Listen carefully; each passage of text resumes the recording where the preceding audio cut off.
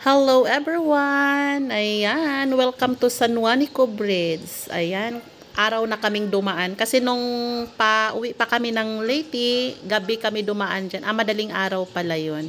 Ngayon, dumaan kami is maliwanag at kitang-kita. Dito talaga ako masaya pag yung nandito na ako sa area na to. Excited ako lagi kasi nga napakaganda talaga ng tulay.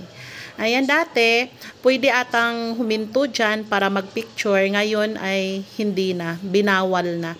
Kasi meron din kaming nasundan dyan na mga parang nag-field trip bus. 3 bus yun. Hindi din sila huminto. Dahan-dahan lang din sila para siguro makita lang talaga yung view, ma-experience kung paano na dumaan dyan.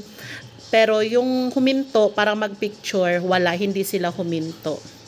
Kaya talagang binawal na siguro talaga. At saka maraming bantay. Ayan mga my loves, pag nandyan talaga, parang ang gaan ng pakiramdam mo.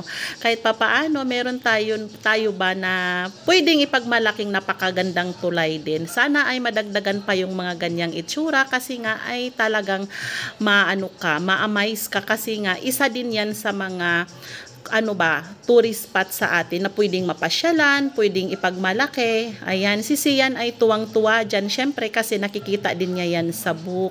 Kaya pag nandyan siya ay tuwang-tuwa.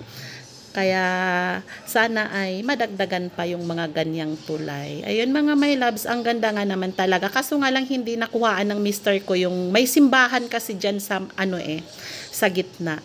Tapos may isla na magtaka ka na talagang siya lang din ang nakatayo doon. May mga niyog na tumubo. Napakaganda ng area.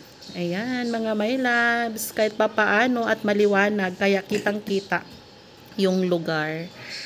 Tanghali kami nakadaan dyan, mga 12 or mga ganon, something 12 noon.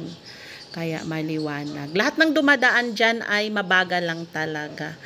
Kasi nga gusto nilang ma-experience yung tulay. Ayun lang mga my loves. Ingat-ingat ang lahat. Back to reality life na. Nandito na kami ulit. At pumapasok yung mga bata. Ayun lang. Ingat-ingat. Hanggang sa muli. Bye for now.